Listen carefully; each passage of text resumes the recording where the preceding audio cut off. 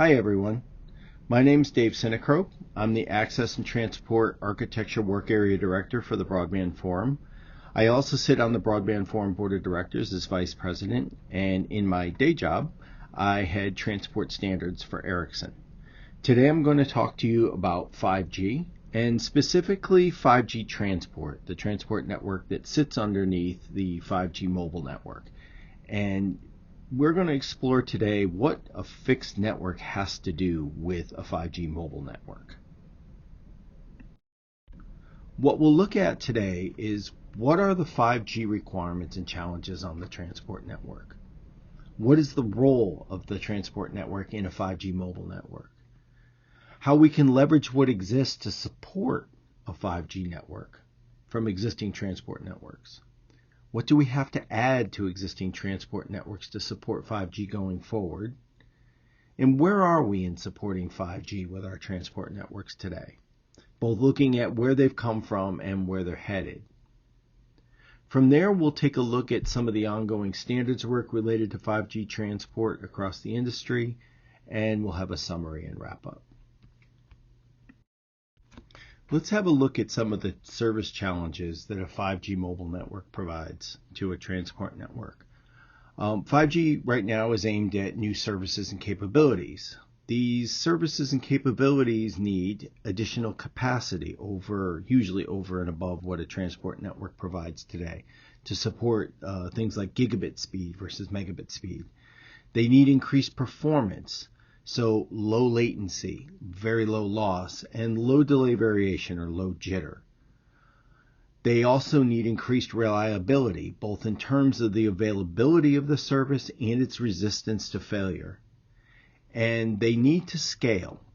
Taking some numbers out of the Ericsson Mobility Report, they're expecting 8.8 billion subscribers across 2G to 5G networks by 2026. They're expecting 580 million 5G subscribers by the end of this year alone, and that they're anticipating that to rise to 3.5 billion 5G customers by 2026. They noted that 70% of operators are currently providing fixed wireless access, and that number rises to 90% for 5G operators.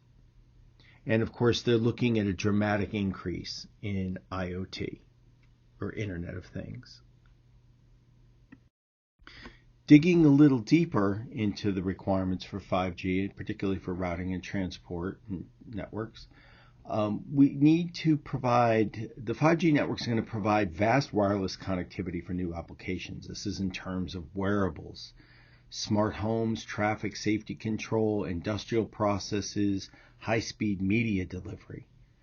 They're also looking to provide capabilities of 5G that extend far beyond the previous generation. So very high data rates, like we said before, gigabit speeds, very low latency, ultra high reliability, energy efficiency, and also extreme device densities. Much more than we've seen in the past.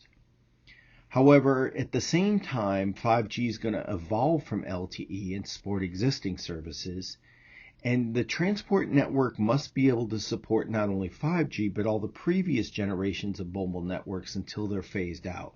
And looking at the mobility report, the phase out of 2G will go well beyond 2026.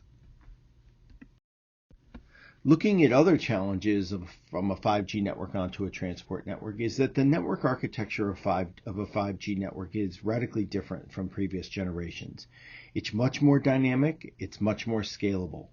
It can be virtualized, and the placement of the nodes within the network is much more varied than in previous generations. The transport network must be able to support various deployment scenarios and characteristics through these different nodes and interconnecting these different nodes. Also, the nodes themselves in some cases have much higher performance, in particular for QoS requirements, than in previous generations. And 5G introduces the concept of network slicing. This is services identified and grouped into different, quote, slices of the network, unquote, and get proper and specific treatment according to either the service that they're carrying or the type of traffic that they're carrying. The slices for these services can be mapped into different schemes at the transport network level depending on their requirements. So that it's not necessarily a one-to-one mapping between a network slice and, say, a transport facility like a DWDM channel or an LSP, an MPLS LSP, or even an IP address range. Now that we've seen some of the challenges that 5G can represent to a transport network, let's look at the role of the transport network and where it sits in relation to a 5G mobile network. As I mentioned earlier, the architecture of the 5G network is fairly different from all previous generations of mobile network. So if we look at 2G through LTE, we have a core network, and that is the mobile core, not an IP core network. We have a backhaul network, which then connects to what I've broken down here into a CU, DU, and RU. This is known in these different generations of network as a node B or an E node B, depending on the generation you're looking at. Typically, it comprises an antenna at the top of the mast and a compute system or baseband at the bottom of the mast, and they're connected by a fiber optic cable running a protocol called CPRI. In 5G, this has been decomposed and distributed. So we still have the RU at the top of the mast. We still have the CPRI connection that runs between the RU and the distributed unit function that sits in the baseband. However, the distributed unit function and the central unit function has been split. And the network that sits between these is now called front haul. Some people also consider the CPRI link to be front haul as well. 3GPP, however, is focused on the high layer split of these two functions, so it's looking primarily at the F1 interface between the CU and the DU. And then from the CU, we also have the backhaul network that we've seen previously that then goes to the packet core. The performance criteria for the front haul network, depending on how far up the front haul network we go to the RU, is much more stringent than the backhaul network.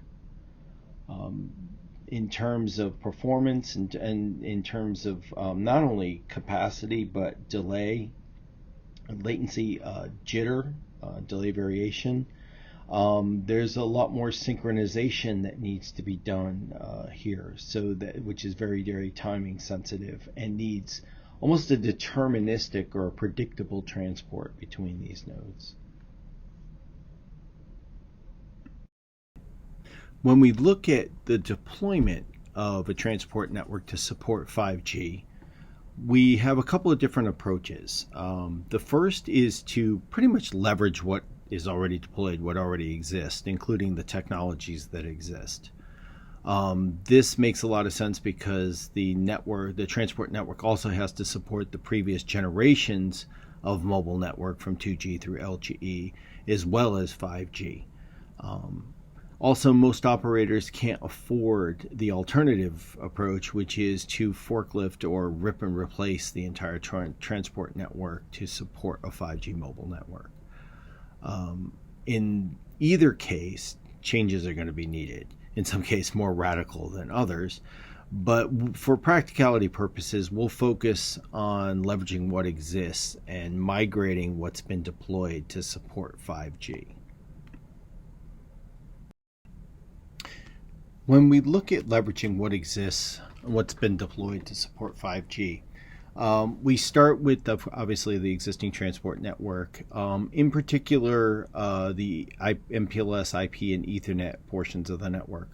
Of course, you can reuse and leverage the existing optical and copper transmission parts of the network as well. That work is predominantly done in Study Group 15 of the ITU, the International Telecommunication Unit standardization sector. What the BBF tends to focus on is the packet transport into this, which concern themselves with the technologies of MPLS and its derivatives, IP and Ethernet.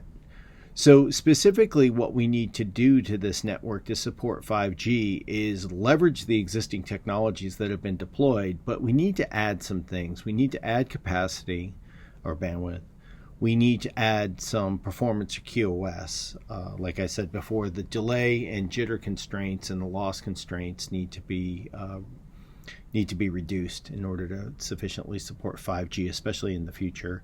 We need to increase the reliability almost to, and the availability, that includes the availability, almost to a very predictable, dependable deterministic point of view.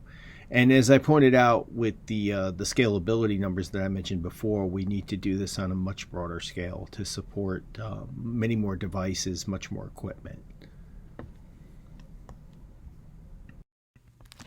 I mentioned a few of these things already, but let's go through them in detail. What we currently have in the transport networks that we can leverage and migrate are the optical transmission facilities. So this ranges anywhere from 10 gig to 100 gig optical interfaces with DWDM technology. And this is where we need to focus capacity. We also have Ethernet and VLAN technology.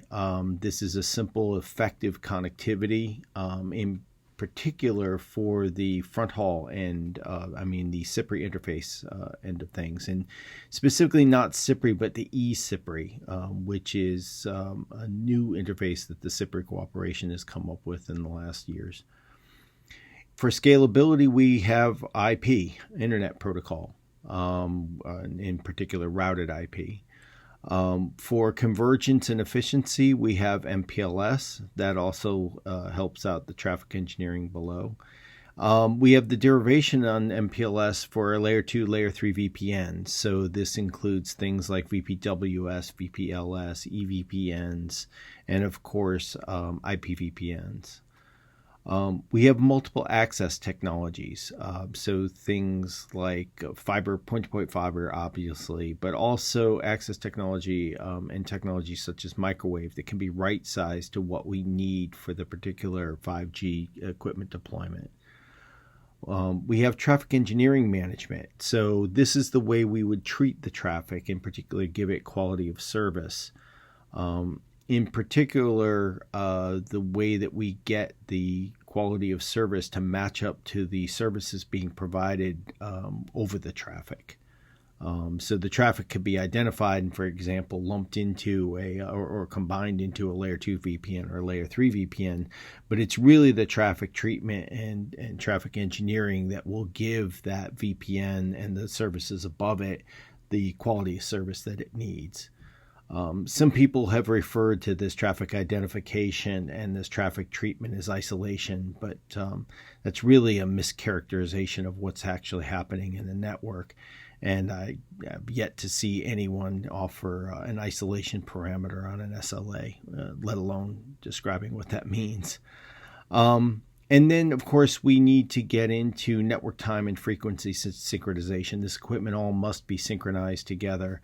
And we rely on a good portion of the standardization on synchronization coming from ITUT and IEEE 1588 for this to get the precision and the coordination between the equipment.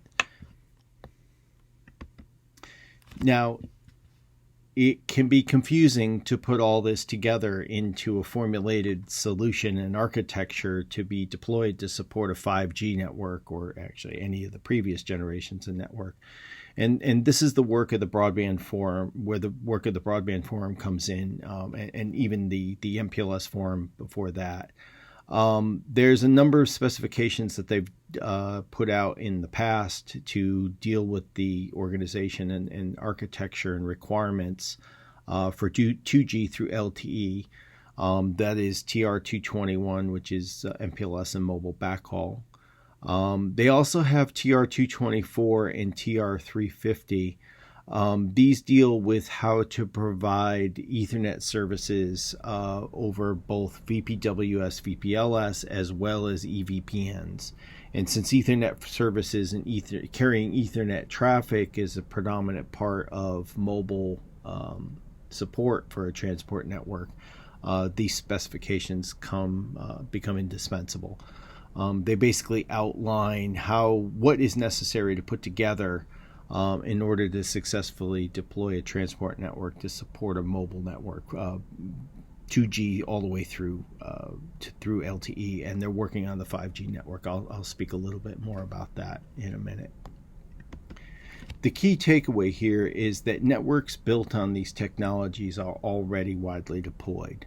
And so these widely deployed networks get us approximately 80% to supporting the 5G requirements from a transport point of view.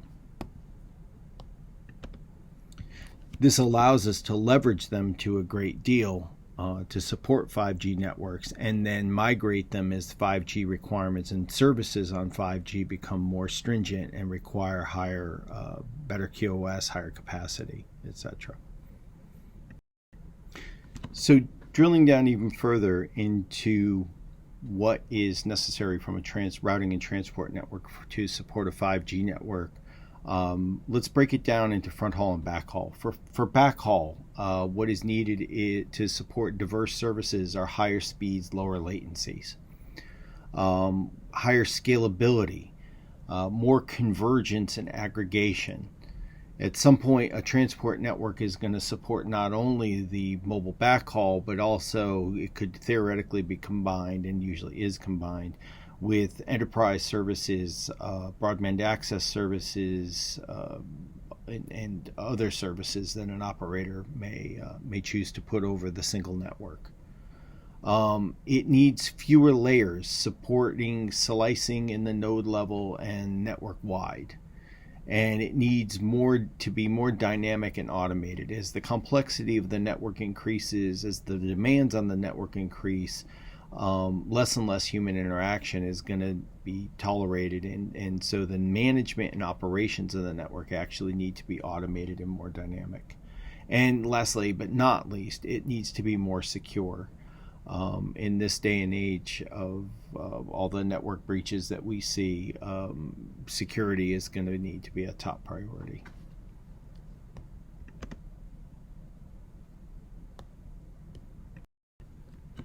When we drill down in the requirements for front haul, just as a reminder, this is predominantly between the distributed unit and the centralized unit. So the F1 interface, as 3GPP refers to it, or the high layer split. But also some refer to front haul as being the eCPRI interface between the radio unit and the distributed unit. But regardless what's needed, what is needed is additional different types of media, speed or capacity to handle the additional traffic, lower jitter, lower latency, an increased priority on synchronization. In particular, the DU will have high synchronization demands. The ability to do performance monitoring on these connections to make sure that they're meeting the needs and the requirements of the 5G network. And of course, as I mentioned earlier on mobile backhaul, security is going to be at the forefront of the things that are necessary here. So if we're leveraging what exists in the transport networks that are out there today, and we can get to 80% of 5G requirements using what exists today, and even a little bit further by adding capacity and performance characteristics. What don't we have? We need faster interface speeds, and this is especially for the interface speeds is getting interfaces, faster interfaces that meet mobile requirements. Mobile has some, unlike data centers, mobile has some unique requirements that need to be addressed by the optical interfaces. For example, when it comes to temperature and weather conditions, things like that. The operating temperature, just as an example, needs to be much wider range than it does for an optical interface that would be placed in a data center, for example. We need better, more deterministic reliability. Not just in terms of availability of the nodes, but deterministic delivery of the traffic from one node to another. We need deterministic QoS, so to be able to predict the jitter, be able to predict the latency, and have it dependable between any 2 points or any series of points is going to be key. And also we need to increase automation. And now to increase automation, you can't automate something if you don't know exactly what you're automating. So we need things like standardized architecture and interfaces that can then be modeled and the automation built based on the models. With regard to the determinism and the reliability in the QoS, there are groups that are working on this already outside the Broadband Forum. Two of those are the IEEE 802.1 working group and the IETF DetNet working group. 802.1 in particular has put out specifications on 802.1 CM, which is basically a specification for time-sensitive networking use in front haul. And that is embodied in two specifications. One is 802.1 CM and the other one is 802.1 CMDE. Both are available.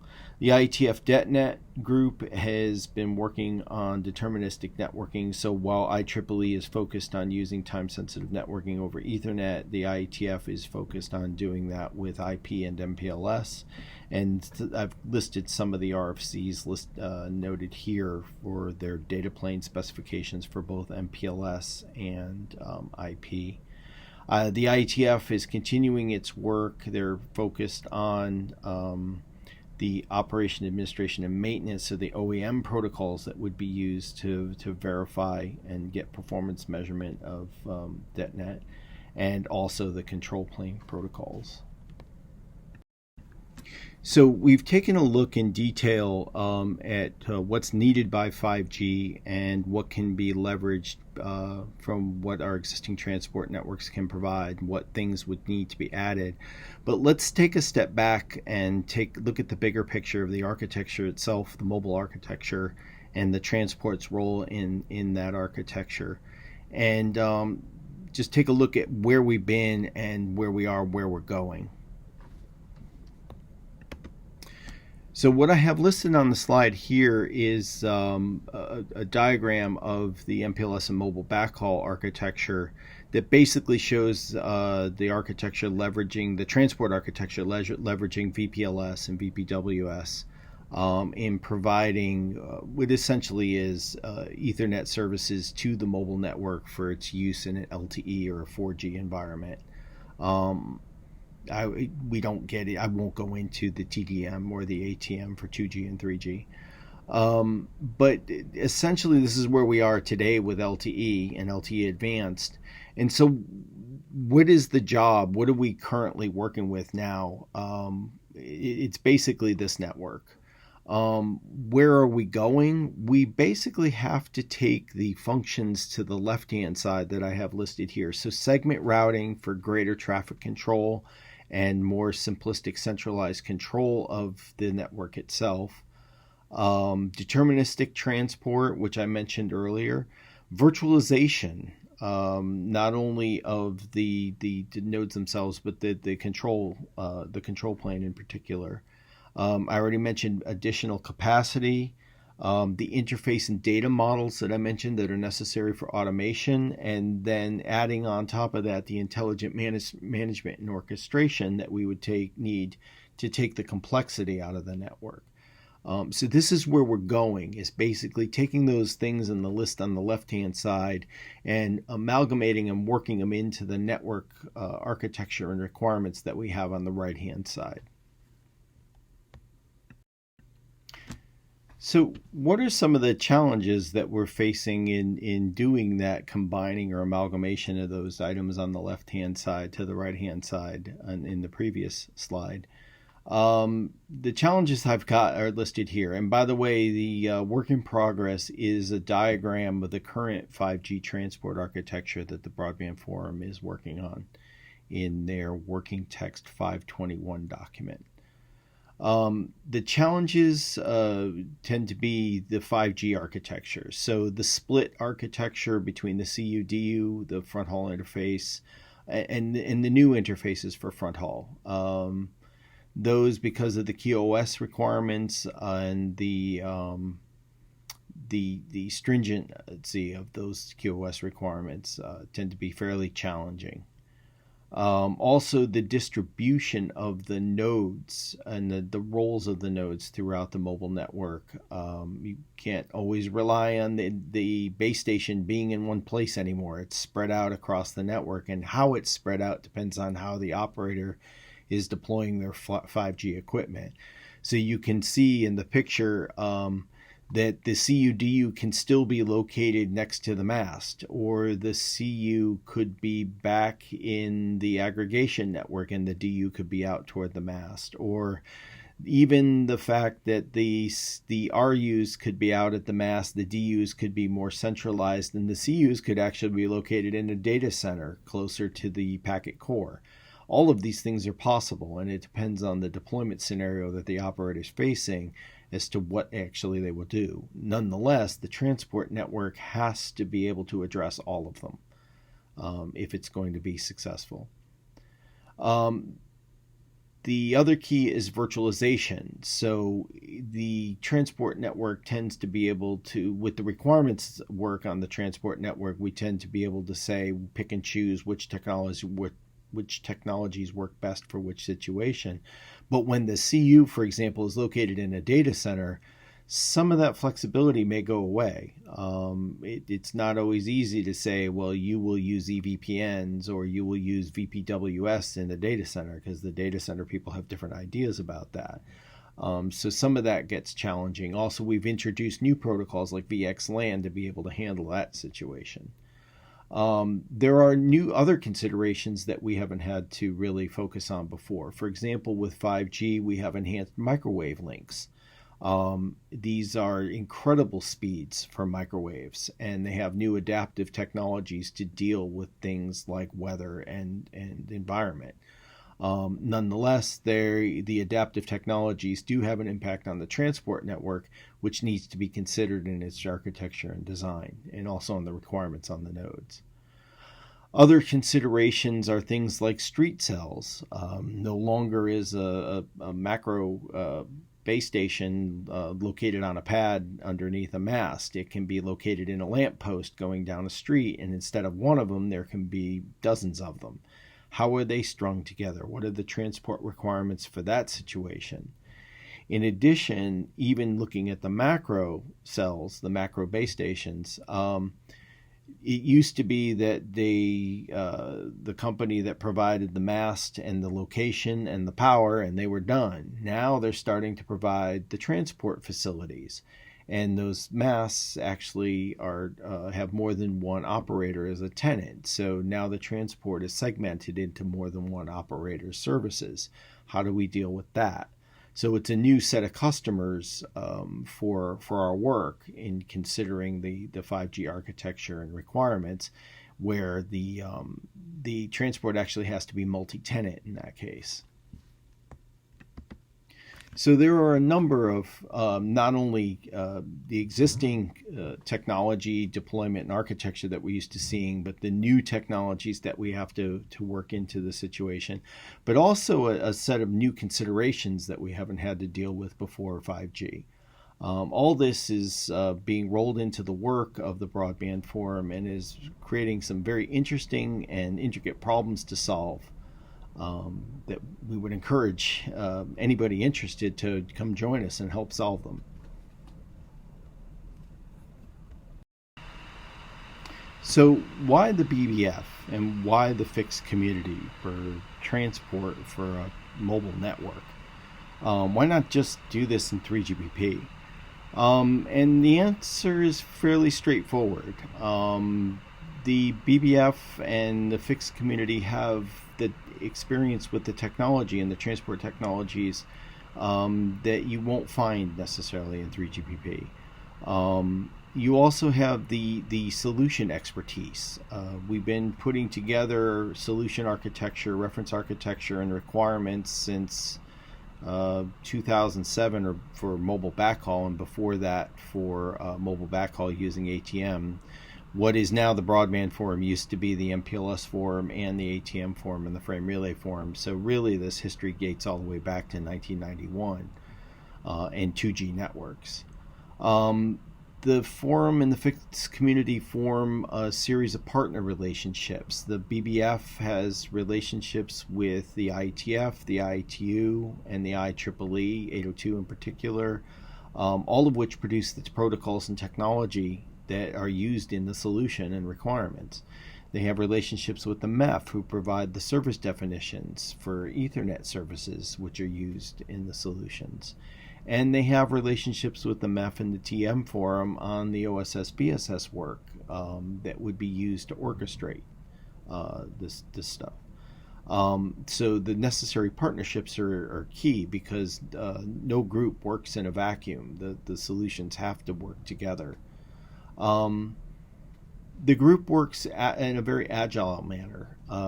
There is no idea that we have to hold a specification until it's perfect. The matter of fact, many specifications come out in small increments as the work is completed. And the other thing that's important to note is that the stakeholders are in the room.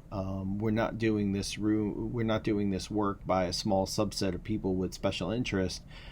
The actual people that will use this work are in the room and are the ones creating the specifications. And as I mentioned before, we have a long history of working on this, going back to the early 90s. So there's a lot of trusted experience in the room and in the community. Specifically, what is the Broadband Forum working on where folks could get involved? And that basically falls into two answers. One is the 5G transport architecture and requirements. This is basically the reference architecture, the draft reference architecture that I showed earlier, and also the associated requirements that go into that architecture. In other words, what nodes are in that architecture, what roles do they play from a transport perspective in the 3GPP architecture, and then what are the equipment and protocol requirements on those nodes? What features and functions are they expected to support, and to what degree? At the end, this document looks a lot like an RFP, but it's been standardized by the key players in the industry. The other document that we're working on is Working Text 522, which is Transport Network Slicing Management Interfaces. So it's basically the management interfaces that would be presented to the 3GPP network management and orchestration on how to manage the transport network to support network slicing.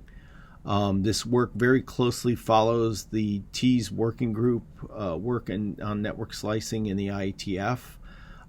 That's the traffic engineering working group in the IETF. And basically is then working on what model would be necessary to present to the upper level orchestrator to be able to manipulate the transport networks, plural, because of course we do have an optical network, an Ethernet network, an IP MPLS network that all may be present or in some form or not, depending on the case. So that work is ongoing. I will say that the Working Text 521 work we're trying to wrap up by fourth quarter. The Working Text 522 work is in progress and will be for a bit. That's not to say the 521 work will be done, dusted with a bow on it by Christmas. We may have the first revision of that document out by the end of the year, but as with all documents, there are enhancements and additional work that will need to be done on that architecture and with those requirements going forward as we learn more about 5G and learn more about 5G deployment. Timing wise, I've got a timetable here that kind of shows the rough timeline of the work that we're doing. You can see that we're in 2021. This work has been going on for a few years now, and we are trying to wrap up the first phase of it by the end of the year. And that should be in conjunction with the work in the IEEE, the IETF, and Study Group 15, as well as the Release 17 work in 3GPP. There's not as much of a hard link to the 3GPP work as there is to the IETF, IEEE, and that's IEEE 802, and Study Group 15 work. We do have quite a dependency on those three groups. So a few words about other work going on related to 5G and the Broadband Forum. I've been talking in this workshop predominantly about the 5G fixed access and transport, which deals with routing and transport for backhaul and fronthaul aspects of the 5G network. There is work in the forum on 5G fixed mobile convergence. This is the convergence between the fixed broadband access network and the 3GPP packet core network.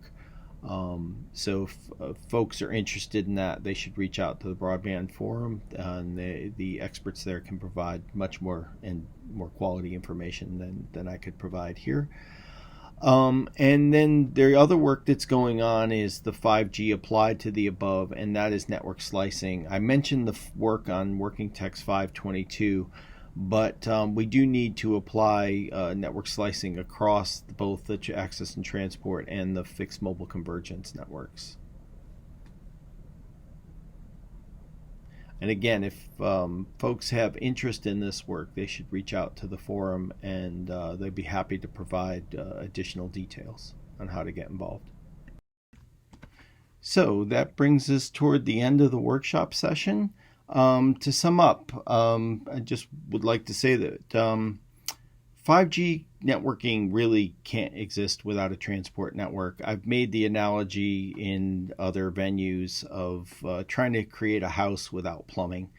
And as far as I've seen so far, that analogy holds to trying to build a 5G network without a good quality transport network underneath it. It needs transport to connect it all together and provide the right connectivity and the right QoS and service to get a good quality 5G network. Today's transport networks are capable of handling most 5G demands. However, they will need gradual enhancement, especially to handle the ultra-reliable low latency case. You do not need to rip and replace your network to handle that case. There are things that can be added to the network to allow it to address even the most stringent of QoS requirements. We can, and by leveraging and migrating what we have today, we're actually leveraging and protecting the investment that's made in today's transport networks, which should help put operators' mind at ease that they don't need to make a completely top to bottom investment in a new transport network. Some of the transport networks will need to support new capabilities. They're going to need to support new technology, predominantly in terms of deterministic transport. They're going to need to enhance their capacities. They will need to support new technologies. And they will need to create and handle new considerations. They may be dealing with customers that they haven't dealt with before, like the ICOs. Without the transport network to interconnect the mobile, the fixed, and the internet network together, I can't stress this enough, without all of that, 5G just doesn't work. Like I said before, it's like building a house without plumbing. You don't want to know about it when it's working well, and when you find out that it's not working well, there's a mess. But it just doesn't work without the transport. So bottom line, for 5G mobile networking, what's fixed networking got to do with it? I think we've seen pretty much everything. As we just said, 5G doesn't work without the fixed network underneath it to give it what it needs to in terms of connectivity and services. If you have any questions, I would encourage you to send them to info@broadbandforum.org as shown on the slide. And those questions will be forwarded to me and the team working on the mobile transport and routing work in the Broadband Forum, and we will do our best to get you answers as soon as we possibly can. I'd like to thank you very much for attending today's workshop, and I would like to give a special thanks to the conference organizers for doing such a great job under such adverse conditions. Thank you all again, and again, if you have any questions, please reach out to info@broadbandforum.org. My name's Dave Sinicrope. Thanks again for listening.